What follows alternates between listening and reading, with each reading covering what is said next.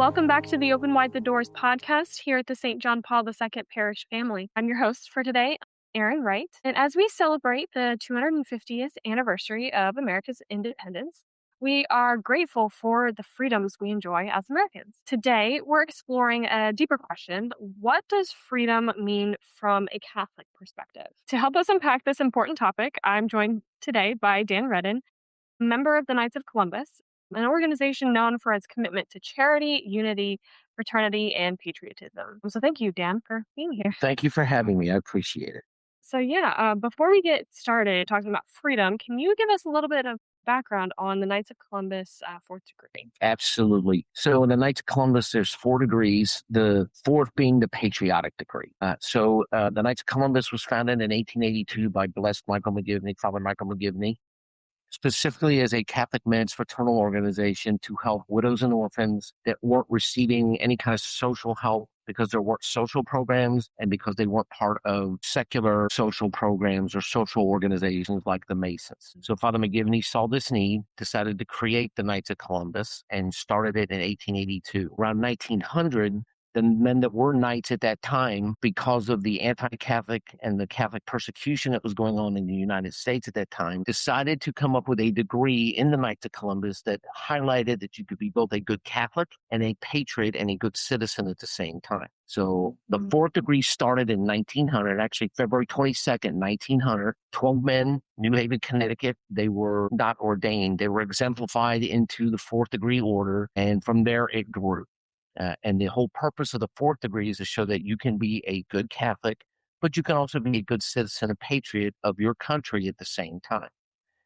To date, right now, there are 3,500 what are called assemblies across the world with about 350,000 men that are fourth degree knights. Wow, that's awesome. So you said there's 4 degrees? Yes. So much like the 4 values of the order, there's 4 degrees. So each of those, charity, fraternity, patriotism, each one of those values aligns with one of the degrees. Fourth degree is patriotic degree. That was the last degree that was established with the Knights of Columbus back in, again, 1900 is when it was established. Okay, that's cool. I don't know that much about the Knights of Columbus. Oh, no, I understand. I mean, so when you go through what's called an exemplification, each one of the degrees that you go through stresses that specific point for that degree. So when we go through our exemplification for fourth degree, a lot of what is expressed to us is the scripture readings, historical readings, different parts of the rite that we go through to become what are now in fourth degree, you're known as a Sir Knight, stresses that part about you can continue to be a good, faithful Catholic man, but you can also be a good citizen and a good patriot. So those things stress that value of the Knights of Columbus. Okay, so you go through the order. You start with their first degree knights. Yes, so it's changed a little bit since I came in order to make it easier and more appealing to younger men to join. You can actually go online and take the first to third degrees online. Interesting. Whereas before, when I came in, and this was back in 1982, you had to have each council would have a specific, what they called a degree team that would administer the first degree, the second degree, the third degree, and you had to take those in order. And then the fourth degree has always been voluntary. It's not required to be a fourth degree knight in the Knights of Columbus. As an example, the council that we have here at St. Mary the Assumption Church is the Father Mentrop Council 14,400. So if you think about the number, we're the 14,400th council that was created in the Knights of Columbus. Wow. Our assembly, which is the fourth degree, we're 3,188. So we're 3,188th assembly that was created for the Knights of Columbus. Wow. So in order to be a full member of the Knights of Columbus, first, second, third degree, you become a third degree knight. Fourth degree is always was voluntary. You didn't have to do it if you didn't want to. We currently in our assembly here, and just like any other organization, you have people that are in charge. I'm what's known as the faithful navigator. You know, we're patterned after Christopher Columbus as our namesake. He was a navigator. So in the assembly, the faithful navigator is in charge of the assembly. The Grand Knight is in charge of the council. We have 56 men that are fourth degree knights in our assembly, and we have 130 men that are members of the council here at St. Mary's. That's awesome. St. Henry's has a council. Our Lady of Good Hope has a council. So all 3 of the churches within the parish have councils. That's really cool, and it's really cool that then we have there's the fourth degree that combines your patriotism with your Catholic faith. Oh, And absolutely. it's, there's a lot of division sometimes when it comes to our faith. Like you either have to believe in science or religion, or you have to be a patriot or Catholic or whatever, but you can be both. Like you can join those together and you can still be a Catholic. You can still be a good person. Absolutely. And that is specifically why the fourth degree was created. Hmm. During that time period in history, there was a lot of anti-Catholic sentiment, and people basically said that if you were Catholic, you couldn't be a faithful Catholic to the Pope, who they considered a ruler at the time, and a good citizen and obey the laws of the United States and honor the president. Fourth degree was specifically designated and developed for that you could to show that you could do both. And throughout the history of the fourth degree, the different programs and different things that the fourth degree have done supports that. Both world wars, we set up the Knights of Columbus set up what were called hospitality centers, not only in the U.S., but overseas as well, free of charge for service members of any branch to come in and enjoy recreation, get prayer, religious materials, come in and get something to eat, something to drink. All of it was free of charge, That's awesome. specifically for those members that were serving the armed forces in First and Second World War. And then they've also supported Korea, Vietnam, and other wars that the U.S. has been in by having rosaries made, military prayer books made up. It's amazing all the stuff that they get to do that we do to show that you can be a Catholic at the same time. Yeah. Yeah, and that's so cool. Like I said, it is there is a lot of things in this world that are like you have to choose, but you don't have to choose. You can do both. You can do whatever your passion is and still be a faithful Catholic. So let's go in and talk about freedom. So when you hear the word freedom, what does it mean to you as a Catholic? So freedom, to me, it's one, being able to practice my religion with free of a fear of persecution. Again, one of the things that the Knights fought about was that 40 years before the words "in God" was put into the Pledge of Allegiance, it was mandated by the Knights of Columbus that because we say a prayer before every meeting and we say the pledge, 4 years before it became law, it was mandated by the Knights of Columbus that you would include that in the pledge before every meeting. We were huge supporters to get that passed. Hundreds of thousands of dollars and hundreds of thousands of man hours put in to ensure that everybody had the freedom to practice religion Mhm. free of persecution. To me, that's when I hear freedom and having served in the military, I don't separate the two. Mhm. It's I can live my life according to the laws of the land and practice my religion according to the tenets of my faith, free of persecution and free from anybody threatening me Mhm. because of what I'm doing. And again, having served in the military, I've been places where that is not the case and is not Mhm. the case today. Yeah, and that is so cool that we live in a country that allows us to do that. We have religious freedom. And yes, we want to evangelize Catholicism and we want everybody to be Catholic, but we're not persecuting anybody who isn't Catholic and Exactly. nobody's persecuting us who isn't Catholic either. So like it's everybody has the freedom to practice the religion and without fear. And that's a huge part of America is, we just have that freedom to do that. Absolutely. And again, I've been places where that is not the case. Yeah. And it is telling to see something like that when you're beaten because of what you believe. And unfortunately, in some cases, I've had to, as a neutral observer, because that's what my job was at the time, to stand by and watch that happen. It broke my heart. Yeah. So, and I thank God every day that we have the ability in this country, as you said, to have that freedom. And that's not a small thing to poo-poo away or Mhm. complain about. Yeah, yeah. Unless you have a unique perspective of seeing what it's like outside of America and seeing what it's like in other countries who don't have the freedoms that we have. Sometimes it can definitely be taken for granted Oh, here, absolutely, and absolutely. we kind of forget that there are people in other parts of the world that have to have mass in secret, or like what we have churches everywhere where Oh we're yeah, at, yeah. everywhere, and so it's we're so privileged Or a to have that. country where there's only one type of church, and you can't Yeah. have any other type of church other Mm, than what that mhm. country says so. So it's funny. I literally have attended masses in other countries in secret because of that. Really? Yeah. Wow. So again, on deployments, I remember during Desert Storm, Catholic priest, his name was Father John O'Grady, wonderful man, had mass in the basement of an underground parking garage Wow. so that nobody could see what was going on because Mhm. the country we were in at that time did not recognize. There was no other religion other than Muslim. You could not be Mhm. anything else. And so, and to practice anything other faith was punishable by death. Mhm. And I just remember being in this damp parking garage with 400 other men Wow. and him saying mass. And it was amazing. Yeah.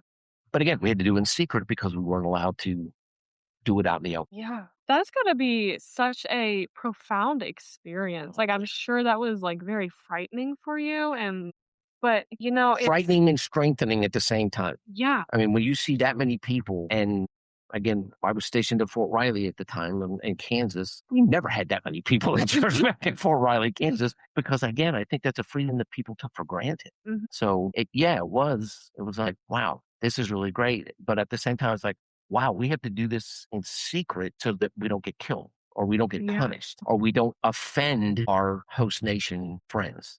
Yeah. So, but I've also been deployed where the engineers built a huge berm and we had an Easter Sunday sunrise mass and 53 soldiers were baptized and brought into the church in the middle of the Iraqi desert. Oh, wow. And it was, and we're all sitting around going, this is pretty cool. This is kind of neat. Really like this. Yeah. One of the guys in my unit actually went through it, and his baptismal certificate has the grid coordinates and the latitude, longitude of the spot in the middle of the Iraqi desert where he was baptized. Wow. Yeah, That's pretty cool. it is. That was kind of real. That was neat. It was really neat to do that. And Yeah. his wife had been his sponsor, but when we deployed, he asked me if I would continue to sponsor him. So, late nights, him and I, with flashlights going through at that time RCIA instruction with one Catholic priest for a division of 5,000 men. And that man was run ragged. Mm, Thank God he had a helicopter to get around it because otherwise I'm pretty sure he would have died of exhaustion because he yeah. was always on the move, always. Yeah. So, Yeah. It's hearing stories like that, it kind of like it forces you to remember what we really believe and how true it is. And it's absolutely. not just, something that's so casual. I mean, there are people out there who are really willing to risk their life to experience the truth and goodness that is the mass. Yes. And, today, like we've said before, like people take that for granted sometimes. And Yeah. it's Oh, just, yeah. I mean, there were many, again, many soldiers that I served with that would, again, ask the questions. So what are you doing?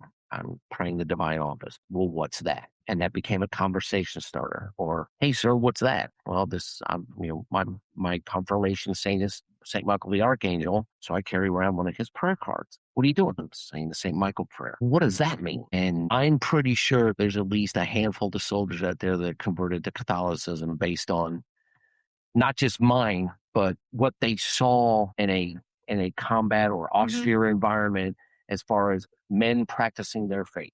And mhm, I say men because we didn't have a lot of female soldiers where we were at. mhm, When you're in a tank unit at that time, there weren't women in it. So mhm. you didn't there wasn't so that's why I say men, but I'm pretty sure that saw men witnessing their faith and thought, wow, maybe there is something to that. And so I can remember writing letters to my wife, send me more St. Michael's cards. Because anytime I'd hand them out to her, do you want this? And it was amazing, the Yeah. number that they took.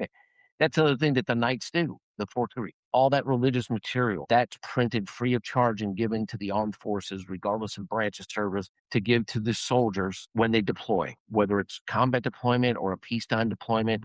Guys on Navy ships that are gone for 8 months at a time, they that's all given to them for free. Mhm. And that's one of the things our local council, we support the Supreme Council by doing fundraisers and different activities to support that type of what we consider evangelization for our faith. And it's Yeah. amazing. Yeah, and it's so amazing, like, how just, like, a small question, just like, "Oh, what are you doing?" And, "I'm praying this prayer, Right. and I have this prayer card, and here, you want it?" It's something so simple, so small, and it can have a huge impact, and, no matter where we're at, we do have the ability and the freedom to do something like that. Like you said, you were in some areas where practicing your faith was Absolutely. risky to do that, but you still have the ability to evangelize. in just a small, simple way. You don't need to be standing on the street to be like Exactly. shouting from the rooftops, like what you believe. I am a firm believer that actions speak louder than words. Absolutely. And just that a simple act like that Yeah. could be something that spurs the question or stirs the feeling that somebody wants to, I'm going to investigate that more. Mhm. I'm curious, curiosity leading to interest, leading to conversion. Yeah.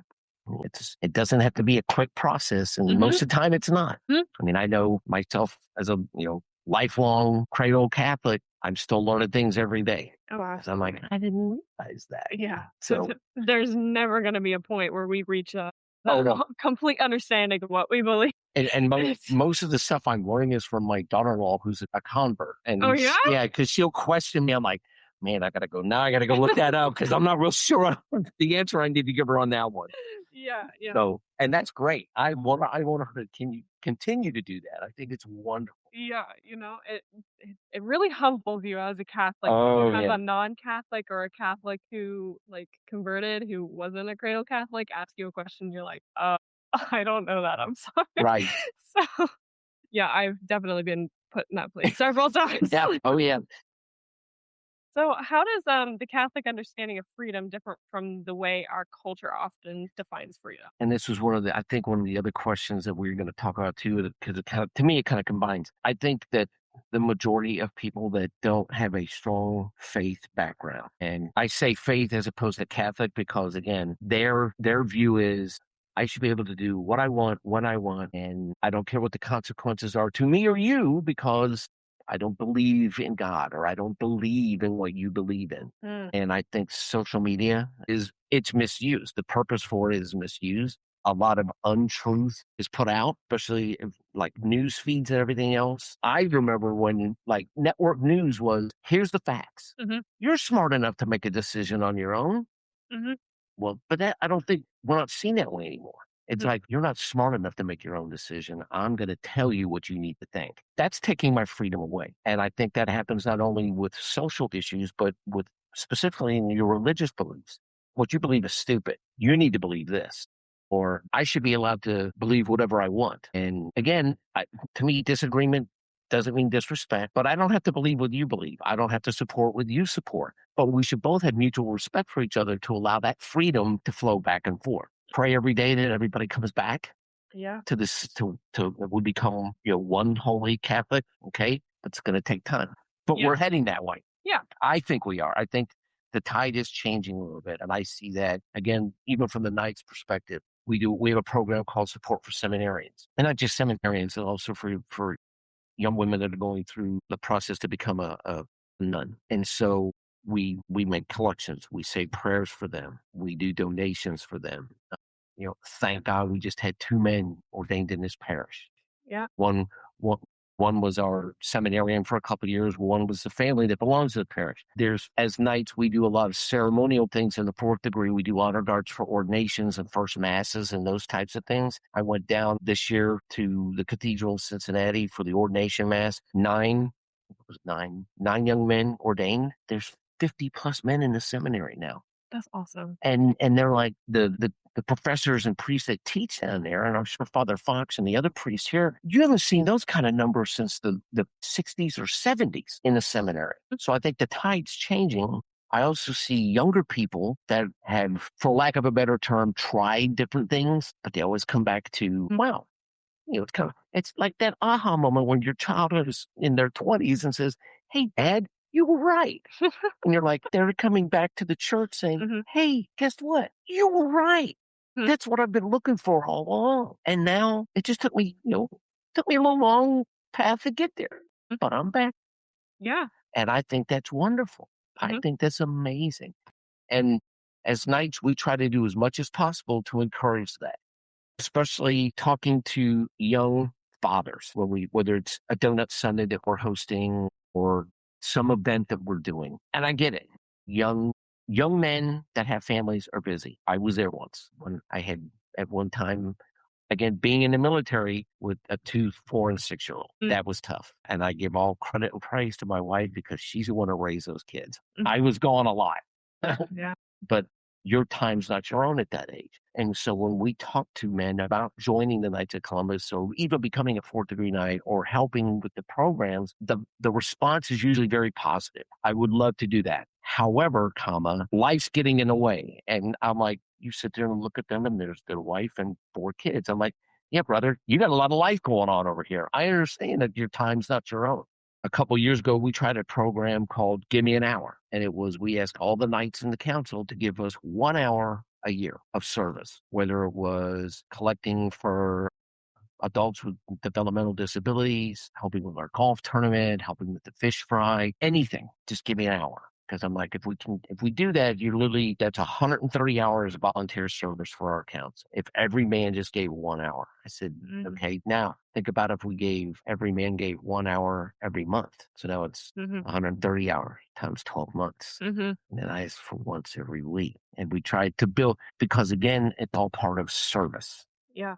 Service not only to the church and support for our priest and our religious, but support for the community. And when you start throwing numbers at them, they're like, wow, that's a lot. I mean, last year, we get a report every year. Last year, all of the Knights of Columbus councils across the world, and right now we're in 7 different countries. I think it was like 1.4 million volunteer hours. Wow. So that's amazing. Yeah. And that's one of the things that we do as knights. Fourth degree in particular, we do the honor guards, first communion, confirmation, when priests get ordained, the first mass for priests. 3 times a year, the flag that is outside of the church, a family donates that flag, and we have a ceremony, and that flag is flown in honor of that person or that family for 3 months. There's a program called Reads Across America. Every Christmas at the VA cemetery here in Dayton, we go out and with that organization, we place about 100 wreaths on the gravestones of people that are buried out there in the cemetery, mostly soldiers and their families or military members and their families from the VA, to let them know they're not forgotten. This past year was specifically focused on all the graves from the Civil War that are out there.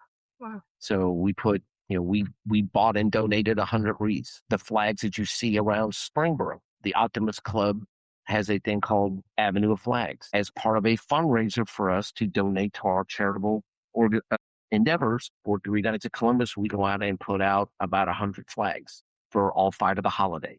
That's awesome. So again, it's just another visible sign marching in the Christmas parade, the Veterans Day parade, Memorial Day parade. There's a Vietnam Veterans Memorial that's being built in Springboro. We donated money to have that thing built. We'll be part of that dedication ceremony as fourth degree knights. So anything that shows an outward sign to the community of, I am a Catholic gentleman, but I am also a citizen and patriot at the same time. And the two can coexist and be mutually beneficial, not only to me, but to the community in general. Yeah, absolutely. It is really cool that we have this fourth degree that, combines the two and can be that outward sign, as you were saying. You were talking about how the younger generation is like experimenting a little bit and going out and finding things, and then they're coming back to the church because they're like, this is what I've wanted all along. And that really shows the difference between the freedoms of our culture and our faith, because the culture is like, you can do whatever you want. This is the Catholic Church is restricting you, and you shouldn't be in the Catholic Church. You can go elsewhere and you can do whatever you want. But the Catholic Church, when you come back in, you realize how free you really are. You have free will, and you have the freedom to do what you ought to do, what you should do. And there's no one telling you have to do that, but you have the ability to practice your faith and the ability to share your faith with others. Oh, absolutely. I mean, there's the restrictions. Anybody that says the Catholic Church restricts you, they're restricting themselves. I mean, as any organization, like the Columbus example, there are certain standards, bylaws, norms that we expect our knights to do. One of the things to become a Knights of Columbus, you have to be a practicing Catholic that is in good with the Holy See. Okay? There's not restrictions. None of us are perfect. There was one man that was perfect and we killed him. Thank God he came back to life. Yeah. Rose. But again, it's like, this is what is expected of you. We understand that you're going to fall short, but keep trying. We get it. You're not perfect. None of us are. Yeah. Just keep trying. we'll welcome you back every time. That is You know, so beautiful. what is confession? Yeah.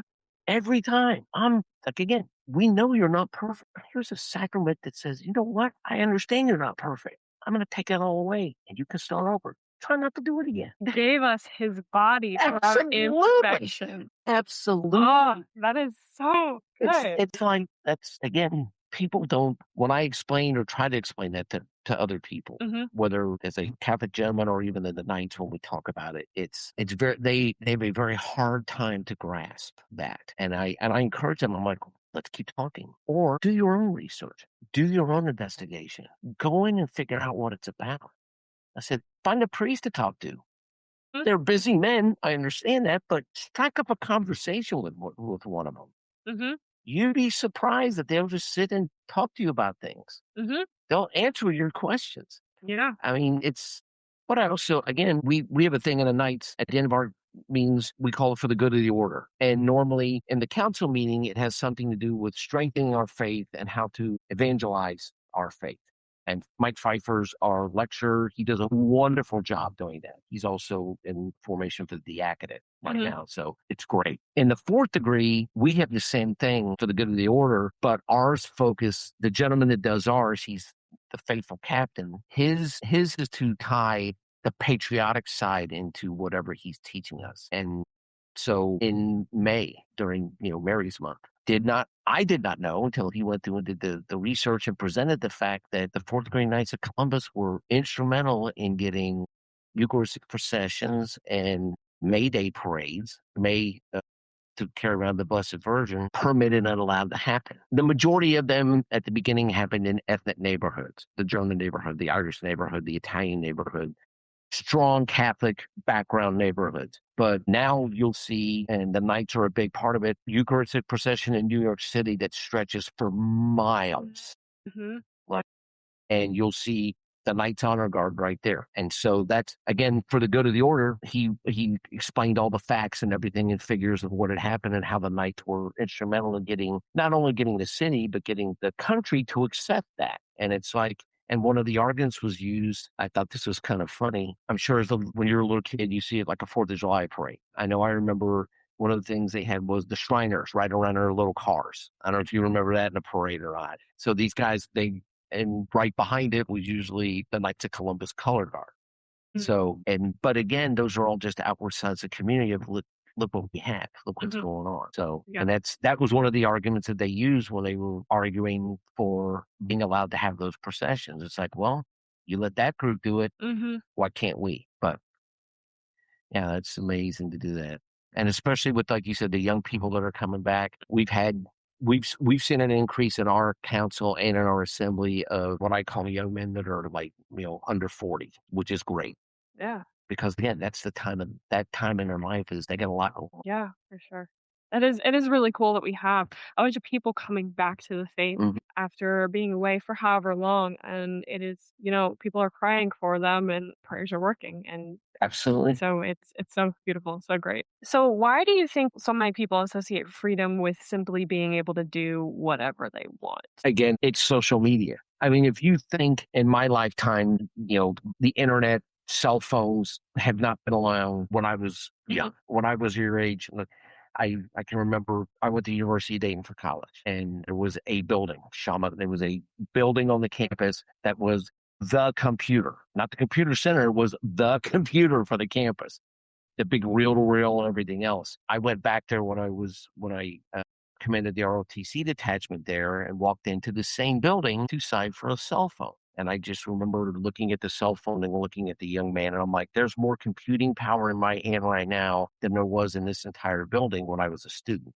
And he goes, what do you mean? I said, this was a computer. He goes, yeah, it's a computer center. I'm like, no, son, you don't understand. This building was a computer. It wasn't just for the whole campus. So with the explosion of technology and information like that, things that you were not exposed to in the past because you were limited by print media, radio, television, that type of thing, it's now at your fingertips. And you hear all the time about that, they don't want a lot of control on the internet because control equals limiting free speech. But that's what I think people equate to because of what they see that they mhm. have access to now. They can like, well, if they're doing that, I can do that. Yeah. and consequences be damned. Mhm. Not my, don't care if it hurts you. Mhm. Don't even care if it hurts me. Yeah. It's what I want to do at that time, so I'm going to do it. And then, my middle son has a great saying: play stupid games, win stupid prizes. And unfortunately, there are, I think there is a section of society that doesn't understand that. What do you mean I'm in trouble? Actions have consequences. You're touching on a very, like, good point. Like, we have a bunch of, like, our culture, social media, whatever, is telling us that we can do whatever we want. But oftentimes, the fact that there are consequences for our actions aren't advertised with, you can do whatever you want. Right. And that's Yeah. with our faith. Our faith is like, you have the freedom to do what you ought. You have the freedom to do what you should. And if you don't, there are consequences. That's why we have purgatory. That's why we have the confessionals to, Exactly. like, work on coming back to Christ.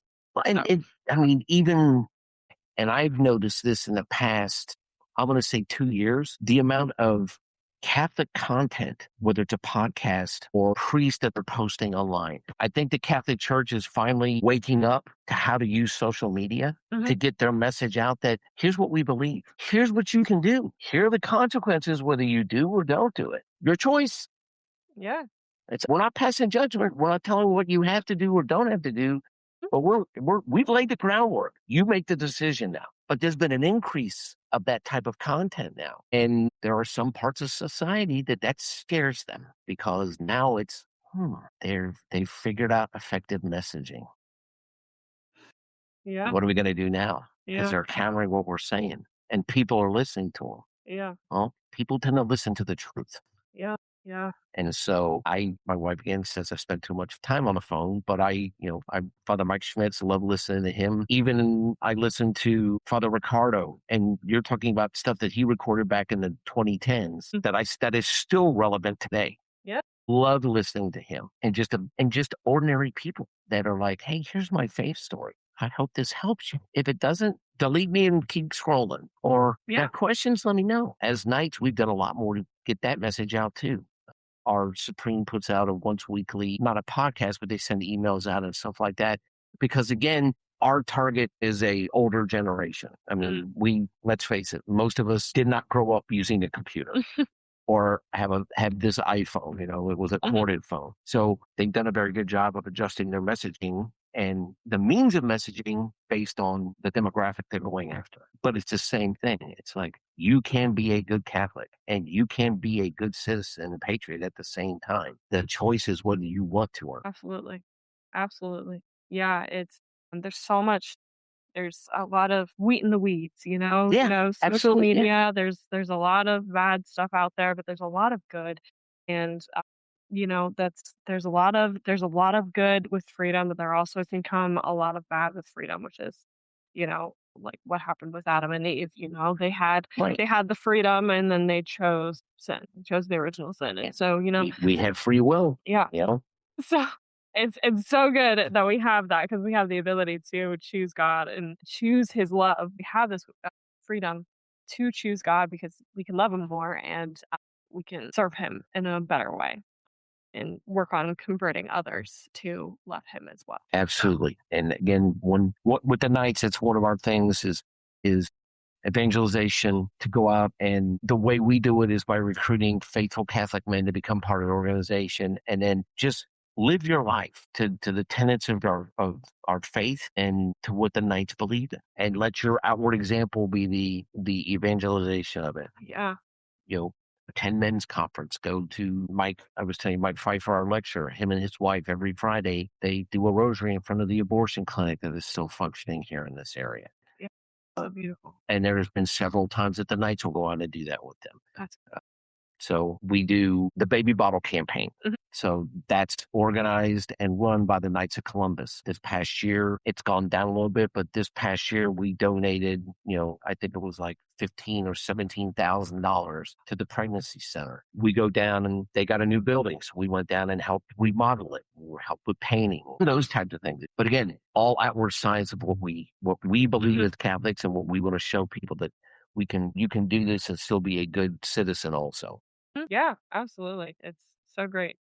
So as a Knight of Columbus, how have you seen service to others become an expression of freedom? I mean, we've kind of talked about how the outward expression of. Exactly. And we've talked about all the different programs and different things that we Mhm. do as far as service projects.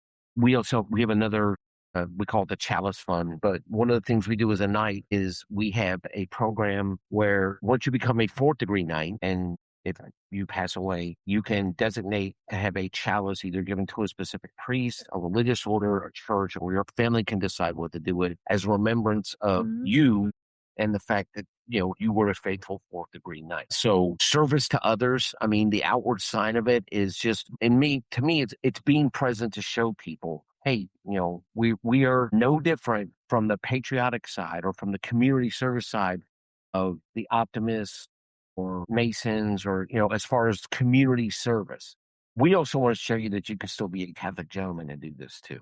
Mhm. So, I mean, that atmosphere, a lot of it is just being present and showing those types of things. Even within church, within like as an example, every fifth Sunday we do the Knights of Columbus. We do a fifth Sunday rosary, and you'll see the knights before every mass on that fifth Sunday. One or two or more will be up. Will wear something that identifies us as a Knights of Columbus, whether it's a third degree or fourth degree, and say a rosary. Any month that's got a fifth Sunday in it, we do that. Another outward sign to the people of the churches and the parish that, hey, there's a group of men at St. Mary's, St. Henry's, Our Lady of Good Hope that have dedicated themselves to serving the community, whether it's to support St. Vincent de Paul or support the baby bottle campaign, the pregnancy center, or support, adults with developmental disabilities. We've made the decision to serve those things within our Catholic faith and Yeah. within being a gentleman. So those are just the outward signs of it. And that's the atmosphere that we try to show. And again, it's visible like the shirt I'm wearing today. It's got the 4-degree emblem on it. I guarantee you sometime today, somebody's going to ask me and say, what does that mean? You've now given me an open view Yeah. about what it is. We're encouraged to wear these during mass so that young men can come up, whether they've never heard of us or before and say, what is that? Well, let me explain to you what the Knights of Columbus do Mhm. and what and then I step in. I'm like, let me specifically tell you what the fourth degree does, Yeah. because that's what I'm trying to recruit for. But again, we're just trying to get men. It's a group of men that come together to share not only service community, but faith amongst each other and help each other grow. Because it could be one of our brother knights could be going through something, and whether we're praying for him or he's just got a group that he can come to and say, whether he says it or not, can talk to us about something that's going on, knowing that we're going to keep it there, but then we're here to support you because we're a fraternal organization. And we want to not only lift by lifting our members up, we lift up the church. Yeah. Yeah. That when you serve the community, you're having such a big impact on the community Mm. and on all of these community or all of these groups that you're working to take care of, the pregnancy centers, it goes into Paul, adults with disabilities. It's so cool that we have that you guys are doing this, and it is you're doing a lot of good work, and yeah, it is really neat that we are in this in our country, and we have the ability, you have the freedom to do that, and you're not going to face consequences for helping those in need Right. and sharing your faith. You have the ability to share your faith while you are serving these people. There are a lot of groups, as you mentioned, out there that are focused on serving the community, but they don't have the Catholic aspect of it. Right. It's not a faith based Yeah. background that they're doing. Hmm. We on the July 1st, the Wednesday, we had the patriotic rosary here at the church. When we had started doing that, it was like, oh, we'll do it on the 4th of July. And it's like, because the 4th of July bounces around, we made the decision as an assembly was like, look, to make it a recurring event every year, the first Wednesday of July, whatever the date is, we're going to do a patriotic rosary. We're Hmm. going to say a specific rosary, not only for the church and for everybody, but we're going to say it for every state, the leadership of every state of our nation, to ask for God's, through the Blessed Mother, ask for God's protection on our country. This year's kind of special because it's the 250th birthday. Every meeting that we've had, one of the prayers, we do prayers at the end, and that we pass a sheet around, and any brother that knows of a brother knight or sir knight that's in need or a family member in need, write down, name why they need the prayers. And every single one ends with "and for the United States of America on her 250th birthday." So we're praying for the country constantly. And so this year's rosary is dedicated to that, to our country's 250th birthday. And then of course, we hit the party afterwards with everybody, and the Hawaiian ice truck's always a big hit. It definitely is. It definitely is. So, how did the principles of the Knights of Columbus, we mentioned them earlier, the Right. charity, unity, fraternity, and patriotism, help people live out authentic freedom? So again, and like you said, we discussed earlier in the cast, each of the degrees aligns with one of those principles. The fourth degree being lined up with patriotism, and so to live out, I would say, to live out your free Catholic, authentic Catholic freedom. Understand that just because you're practicing your faith does not preclude you from practicing being a good citizen. In our fourth degree and in Knights of Columbus in general, we strongly recommend, it's like, hey, voting. Don't forget to go out. It's an election year. Go out and vote, whether it's a presidential election or not. The Knights stress every year: exercise your civic duty. Exercise it with your Catholic faith in mind. Mm-hmm. Okay. Mm-hmm. There's nothing that says you can't we put signs up all over about the night supporting anti-abortion, the night supporting prayer in schools, freedom of religion, those types of things. That's not advocating any anarchy. It's advocating our freedoms. That's how we live our freedoms out. If I've got the freedom to live out my religion and my faith and practice it according to the church, free of persecution, that's what we're supporting. And I think that's how you live out your authentic freedom, is ensuring that by your outward sign and example, people can see that, yes, you can love your country, support your country, but also love God and practice your faith. One of the things we always talk about in the fourth degree: in service to one, in service to one, in service to all, for God and country. And so I always try to keep that in mind when it's like, there's a reason you're doing this. Yeah, there is a much bigger reason, a much higher Oh, calling. absolutely. And it's not just I'm serving this person, I'm serving like here in the moment. You are serving that person here in the moment, but you're also serving God through that person, through Absolutely. that service to that person. And it's when you are focusing on your service to God, it really can help you see the face of God in other people. Oh, absolutely. And yeah, you really see when you have your mind ordered towards following Jesus, following the Lord, and devoted to your faith, you can see God in all sorts of places, and you can have the ability to practice that freedom of serving other people and practice that freedom of serving God, and just yeah. And you do well, and Yeah. by doing that, people see that freedom on your face. I mean, again, the different projects that we've done in the nights, people have literally come up. It's like, you really love what you're doing. Or I remember one older lady, we were collecting for something, and she goes, "Boy, you can see the light of Jesus just coming right out of your face." And I'm like, "Yeah, it is, and thank you, and that's great, and that's what service does." I mean, you don't have to say a word. If people see what you're doing and you're happy doing it, Yeah. that's, again, they can see that. Yeah. So, and that's one of the things I like about the fourth degree of the Knights, is that we're an outward. I like, again, what I like to say is we're an outward visible sign of what the Knights do behind the scenes, Yeah. That's really cool. because we're not doing it for accolades or to be noticed. We're doing it to support the community. Yeah. But in the fourth, because of the uniforms that we wear in the fourth degree as a patriotic degree, it's like just a reminder. Yeah, that's those guys that do that stuff. Yeah, yeah, that's really cool, and it's really cool. So, real quick before we go, can you share an example of how serving others has strengthened your own faith? Wow, I'm just trying to think of a different.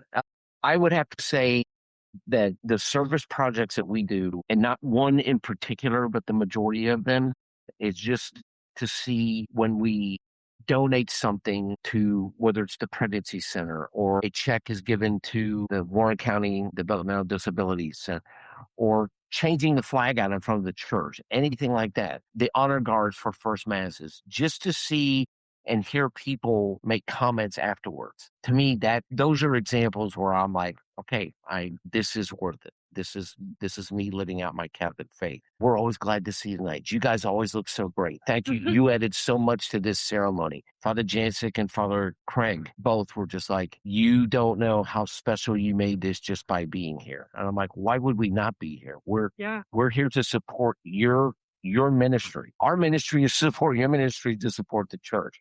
So those examples, to me, that's how you live it. That's how you show it. Yeah, absolutely. So, and just living everyday life as best you can, Yeah. and knowing that you're not perfect, but there's a way you can be perfect, and that's just keep coming back and asking God for help. Yeah, absolutely. Give him the load and let him carry. Because you're not going to do it by yourself. No, definitely not. And that's the same thing with the Knights. It's not one guy, it's all of us. That's Yeah. why that's one of the main purposes of the organization. It's a group of men coming together to support each other, and not only each other, but the community. Yeah, you're there. You guys are there for those in need, and for those on big days, on first mass, and all of that. Absolutely. You guys are there serving the community, and when they're low moments or high moments, whatever. You guys are just there, Yeah. which is awesome. That's So absolutely. beautiful. So yeah, thank you for joining us today. Thank you for having me. I appreciate it. Yeah, it was nice talking to you. And yeah, thank you for sharing your insights today. So as we move forward with our Independence Day celebrations, may we remember that while political freedom is a great blessing, the deepest freedom comes through Jesus Christ. Until next time, may God bless you, your family, and our nation.